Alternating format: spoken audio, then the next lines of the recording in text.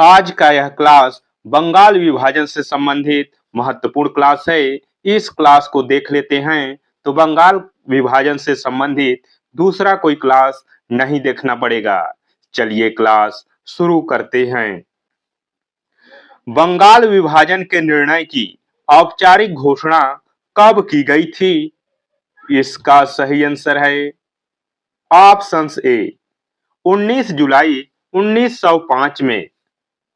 इतिहास की गलियों में 19 जुलाई 1905 का दिन उस समय एक बड़े तूफान की दस्तक लेकर आया जब ब्रिटिश सरकार ने बंगाल विभाजन की औपचारिक घोषणा की।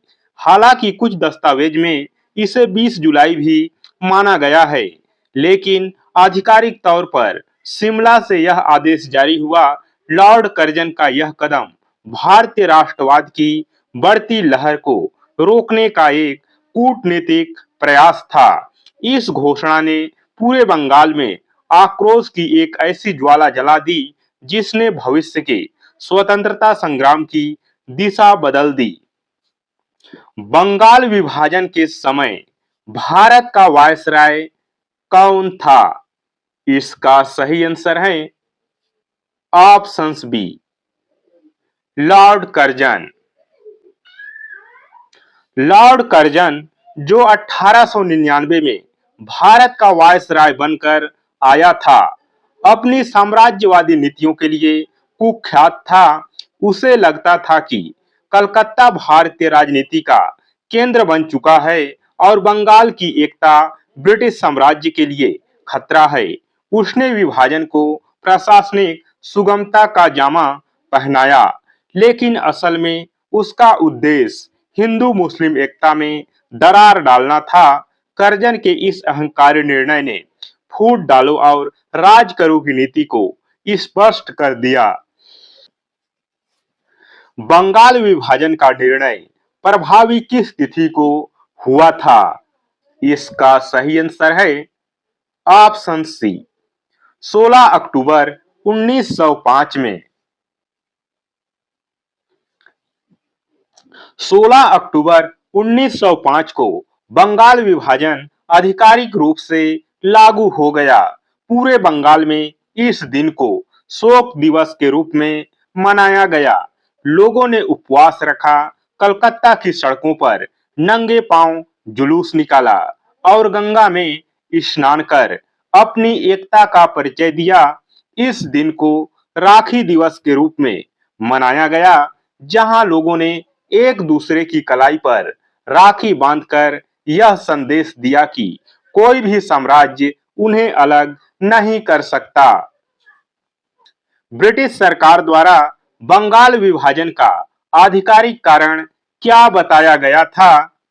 इसका सही आंसर है ऑप्शंस बी प्रशासनिक सुविधा। ब्रिटिश हुकूमत बड़ी चालाक थी। उन्होंने जनता के सामने तर्क दिया कि बंगाल एक विशाल प्रांत है और इसका प्रशासन संभालना मुश्किल हो रहा है। उन्होंने प्रशासनिक सुविधा को ढाल बनाया, लेकिन पर्दे के पीछे की हकीकत कुछ और थी। तत्कालीन गृह सचिव ने खुद स्वीकार किया था कि संयुक्त बंगाल एक शक्ति है, विभाजित बंगाल अलग अलग दिशाओं में खींचेगा। ब्रिटिशों का असली डर राष्ट्रवाद का बढ़ता प्रभाव था। बंगाल विभाजन के विरोध में कौन सा आंदोलन शुरू हुआ था? इसका सही आंसर है ऑप्शन सी स्वदेशी आंदोलन। जब अन्याय सीमा पार कर जाए तो क्रांति जन्म लेती है। बंगाल विभाजन के उत्तर में स्वदेशी आंदोलन का शंखनाद हुआ। विदेशी वस्तुओं का बहिष्कार और स्वदेशी उत्पादों का उपयोग इस आंदोलन का मूल मंत्र बना। भारतीय व्यापारियों और कारीगरों को इसे नई शक्ति मिली। कलकत्ता के टाउन हॉल से शुरू हुआ यह आंदोलन जल्द ही देश के अन्य हिस्सों में भी फैल गया। यह पहला मौका था जब भारतीय राजनीति में जन भागीदारी का ऐसा विराट स्वरूप देखने को मिला। स्वदेशी आंदोलन की घोषणा किस स्थान पर की गई थी?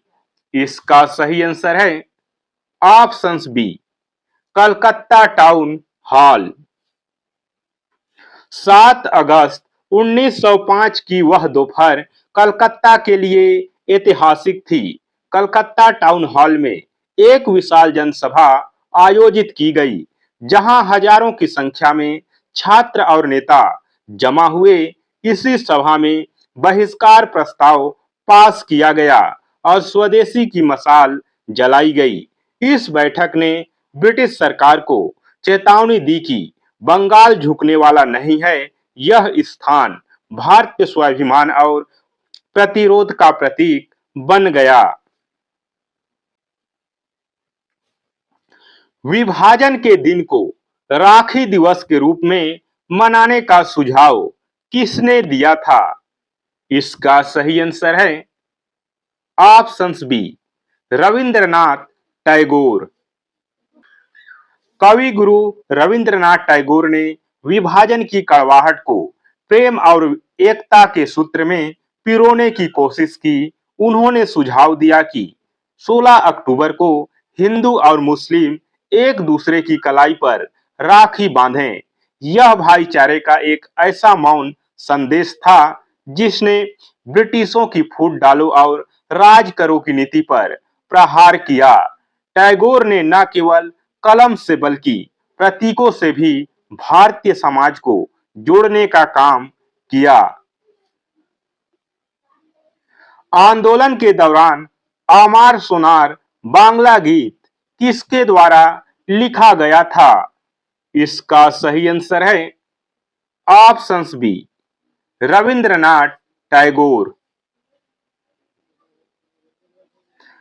आमार सोनार बांग्ला, आमी तोमाय भालोबसी, इन शब्दों ने बंगाल की रंगों में जोश भर दिया। रविंद्रनाथ टैगोर द्वारा रचित यह गीत विभाजन के खिलाफ एक सांस्कृतिक हथियार बन गया। लोग सड़कों पर इसे गाते हुए चलते थे। दिलचस्प बात यह है कि यही गीत आगे चलकर 1971 में बांग्लादेश का राष्ट्रगान बना।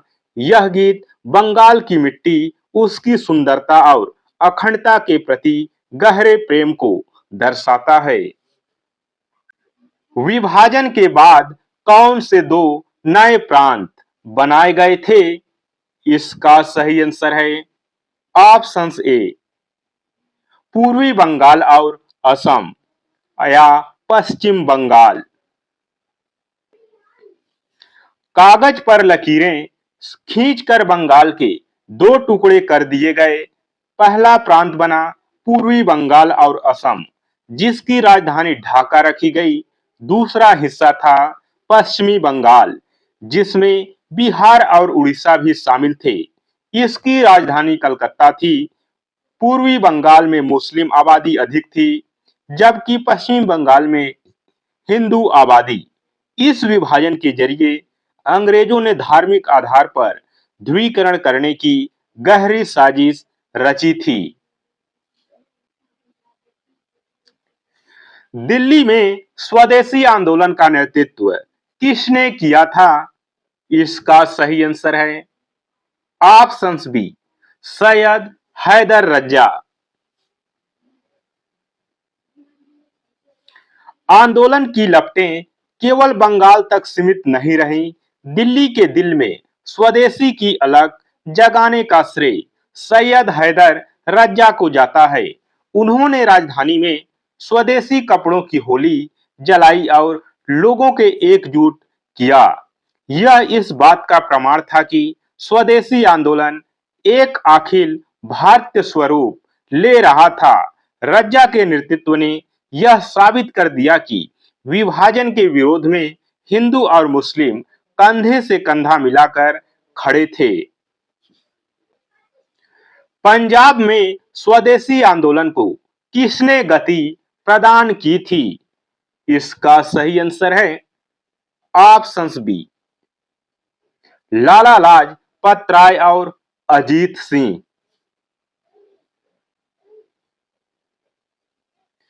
शेर ए पंजाब लाला लाजपत राय और भगत सिंह के चाचा अजीत सिंह ने पंजाब की धरती पर इस आंदोलन को उग्र बनाया। उन्होंने किसानों और युवाओं को संगठित किया। पगड़ी संभाल जट्टा जैसे नारों के जरिए उन्होंने ब्रिटिश दमन के खिलाफ आवाज बुलंद की। पंजाब में इस आंदोलन ने केवल विदेशी वस्तुओं का बहिष्कार ही नहीं किया, बल्कि भारतीय स्वाभिमान की एक नई परिभाषा भी लिख दी। लाहौर और अमृतसर विद्रोह के मुख्य केंद्र बने। दोस्तों, आज के इस क्लास अगर पूरा देख लेते हैं तो बंगाल विभाजन से संबंधित दूसरा कोई क्लास आपको नहीं देखना पड़ेगा। मद्रास में स्वदेशी आंदोलन का नेतृत्व किसने किया? मद्रास के दक्षिण भारत में स्वदेशी आंदोलन का नेतृत्व किसने किया? इसका सही आंसर है ऑप्शन बी, चिंतबरन पिल्लई। दक्षिण भारत में वीओ चिंतबरम पिल्ले ने स्वदेशी के विचार को एक क्रांतिकारी मोड़ दिया। उन्होंने न केवल विदेशी वस्तुओं का बहिष्कार किया, बल्कि ब्रिटिश व्यापारिक एकाधिकार को चुनौती देने के लिए स्वदेशी स्टीम नेविगेशन कंपनी की स्थापना की। मद्रास के प्रेसिडेंसी क्षेत्रों में तूतीकोरिन आंदोलन का मुख्य केंद्र था। पिल्ले के प्रयासों ने यह दिखा दिया कि भारतीय आर्थिक रूप से भी ब्रिटिश गुलामी को बेड़ियां तोड़ने के लिए तैयार थे। बंगाल केमिकल स्वदेशी स्टोर की स्थापना किसने की थी? इसका सही आंसर है ऑप्शन बी, प्रफुल्ल चंद्र राय। स्वदेशी आंदोलन केवल राजनीति नहीं, बल्कि आत्मनिर्भरता का उत्सव था। महान वैज्ञानिक आचार्य प्रफुल्ल चंद्र राय ने बंगाल केमिकल्स एंड फार्मास्यूटिकल्स की स्थापना की। उनका उद्देश्य भारतीयों को सस्ती और स्वदेशी दवाइयां उपलब्ध कराना था। उन्होंने युवाओं को प्रेरित किया कि वे नौकरी के बजाय उद्योग की ओर बढ़ें। उनका यह प्रयास भारतीय औद्योगिकरण की नींव का पत्थर साबित हुआ और स्वदेशी की भावना को घरों तक पहुंचाया। स्वदेशी आंदोलन का मुख्य नारा क्या था? इसका सही आंसर है ऑप्शन बी, वंदे मातरम। वंदे मातरम ये दो शब्द ब्रिटिश सत्ता के लिए खौफ का पर्याय बन गए। बंकिम चंद्र चटर्जी द्वारा रचित इस गीत को स्वदेशी आंदोलन ने अपना राष्ट्रगान बना लिया। बंगाल की गलियों से लेकर सुदूर गांवों तक हर प्रदर्शन में वंदे मातरम की गूंज सुनाई देती थी। अंग्रेजों ने इस नारे पर प्रतिबंध लगाने की भी कोशिश की, लेकिन जितना उन्होंने दबाया यह उतना ही मुखर होता गया। यह नारा भारतीय प्रतिरोध और मातृभूमि के प्रति समर्पण की पहचान बन गई। राष्ट्रीय शिक्षा परिषद की स्थापना कब हुई थी?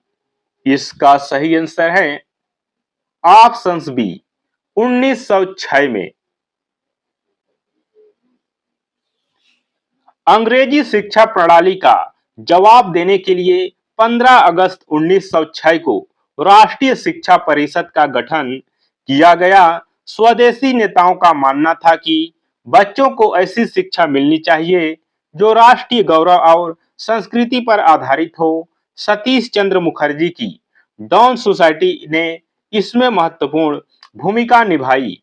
बंगाल नेशनल कॉलेज खोला गया और अरबिंदो घोष इसके पहले प्रिंसिपल बने। यह शिक्षा के क्षेत्र में स्वदेशी के प्रभाव का सबसे बड़ा उदाहरण था। बंगाल विभाजन को किस वर्ष रद्द किया गया था? इसका सही आंसर है ऑप्शन बी, 1911 में।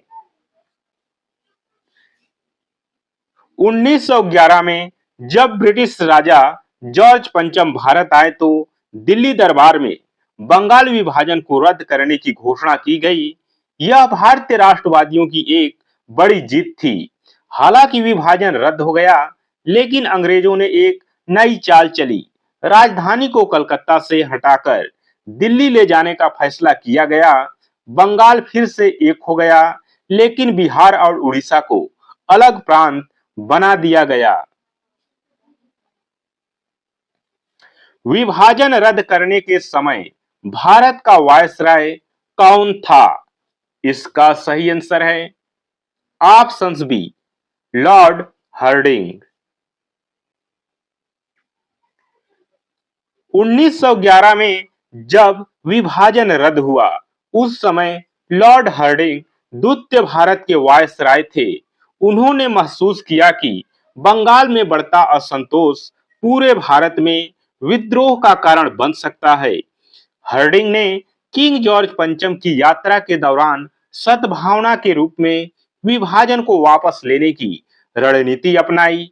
यह निर्णय भले ही रणनीति था, लेकिन इसने यह साबित कर दिया कि भारतीय जनता की संगठित ताकत किसी भी साम्राज्यवादी शक्ति को पीछे हटने पर मजबूर कर सकती है। विभाजन रद्द करने के साथ भारत की राजधानी कलकत्ता से कहां स्थानांतरित की गई थी? इसका सही आंसर है ऑप्शन बी, दिल्ली। 1911 का दिल्ली दरबार केवल एक समारोह नहीं था, बल्कि भारतीय राजनीति के केंद्र में बदलाव का गवाह था। बंगाल की क्रांतिकारी गतिविधियों से घबराकर अंग्रेजों ने राजधानी को कलकत्ता से बदलकर दिल्ली करने का फैसला किया। कलकत्ता जो 1772 से ब्रिटिश भारत की धड़कन था, अब उस पद से मुक्त हो गया। दिल्ली को चुनना अंग्रेजों की एक सोची समझी चाल थी, ताकि वे बंगाल के अराजक तत्वों से दूर एक सुरक्षित स्थान से शासन कर सकें। विभाजित प्रांत पूर्वी बंगाल और असम की राजधानी क्या बनाई गई? इसका सही आंसर है ऑप्शन बी, ढाका। विभाजन की योजना के अनुसार पूर्वी बंगाल की बागडोर ढाका को सौंपी गई। अंग्रेजों का तर्क था कि ढाका का विकास करके वे मुस्लिम समुदाय के हितों की रक्षा कर रहे हैं। बैमफील्ड फुलर को यहां का पहला लेफ्टिनेंट गवर्नर बनाया गया। फुलर ने हिंदू मुस्लिमों के बीच भेदभाव बढ़ाने वाले कई विवादित बयान भी दिए। ढाका का राजधानी बनना भविष्य की सांप्रदायिक राजनीति और 1906 में मुस्लिम लीग के उदय की एक महत्वपूर्ण पृष्ठभूमि बना। बंगाली समाचार पत्र के संपादक कौन थे जिन्होंने विभाजन का कड़ा विरोध किया? इसका सही आंसर है ऑप्शन ए, सुरेंद्रनाथ बनर्जी।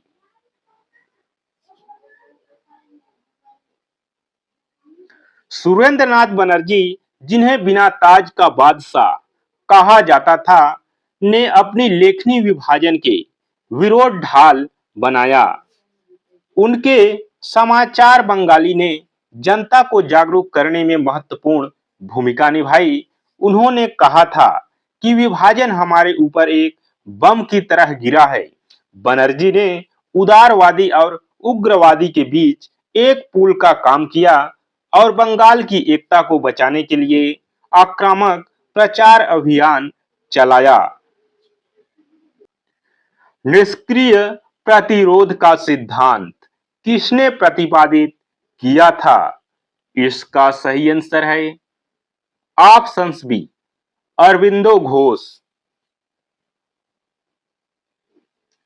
अरबिंदो घोष ने स्वदेशी आंदोलन को एक दार्शनिक और राजनीतिक गहराई दी। उन्होंने वंदे मातरम पत्रिका के माध्यम से निष्क्रिय प्रतिरोध का सिद्धांत दिया। उनका मानना था कि केवल बहिष्कार काफी नहीं है, बल्कि भारतीयों को ब्रिटिश प्रशासन को पूरी तरह से असहयोग करना चाहिए। यह विचार गांधी जी के असहयोग आंदोलन से बहुत पहले आ चुका था। अरबिंदो ने राष्ट्रवाद को एक धर्म माना और बंगाल विभाजन को उस धर्म के विरुद्ध एक चुनौती। बंगाल विभाजन के समय भारत सचिव कौन था? इसका सही आंसर है options B, John Morley. London में बैठकर भारत की किस्मत के फैसले लेने वाला व्यक्ति था जॉन मॉर्ले। वह उस समय भारत का सचिव था। यद्यपि वह खुद को उदारवादी कहता था, लेकिन बंगाल विभाजन के मुद्दे पर उसने लॉर्ड कर्जन का समर्थन किया।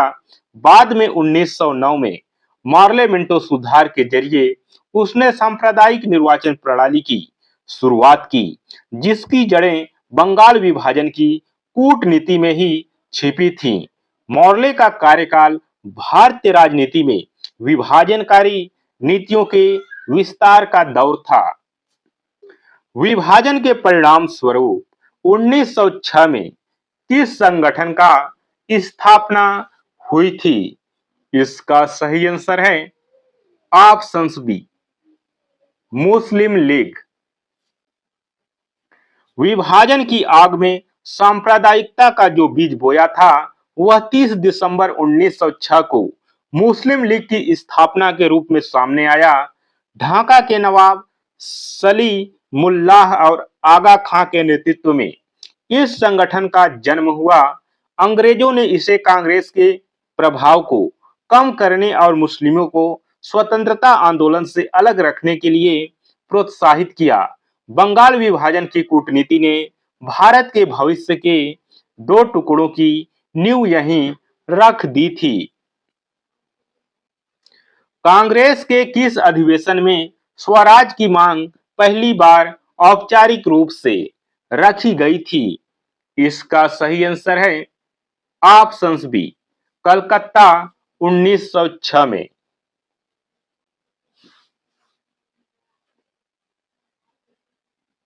विभाजन के विरोध में कांग्रेस के भीतर भी बदलाव की लहर पैदा की।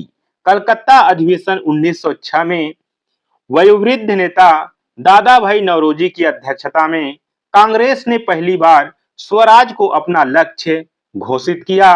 यह स्वदेशी आंदोलन की ही सफलता थी कि नरम दल और गरम दल एक मंच पर आकर पूर्ण स्वशासन की बात करने लगे। इस अधिवेशन ने 4 मुख्य प्रस्ताव पास किए: स्वदेशी, बहिष्कार, राष्ट्रीय शिक्षा और स्वशासन। बंगाल विभाजन की सबसे बड़ी ऐतिहासिक विरासत क्या रही? इसका सही आंसर है ऑप्शंस बी, आधुनिक राष्ट्रवाद का उदय और 1947 के विभाजन का बीज। 1905 के बंगाल विभाजन को इतिहास में एक निर्णायक मोड़ माना जाता है। न केवल इसने भारत में उग्रवाद को जन्म दिया, बल्कि जनता को पहली बार सामूहिक लड़ाई का महत्व सिखाया। हालांकि 1911 में यह रद्द हो गया, लेकिन सांप्रदायिकता का जो जहर घोला गया था, उसने आगे चलकर 1947 में भारत के वास्तविक विभाजन का मार्ग प्रशस्त किया। यह विभाजन केवल भूमि का नहीं, बल्कि दिलों के बंटवारों की शुरुआत थी, जिसकी गूंज आज भी इतिहास में सुनाई देती है। दोस्तों, आज के इस क्लास में बस इतना ही। क्लास कैसा लगा कमेंट कर जरूर बताएं। क्लास अच्छा लगा हो तो क्लास को लाइक शेयर, चैनल पर नए हैं तो सब्सक्राइब कर लीजिए।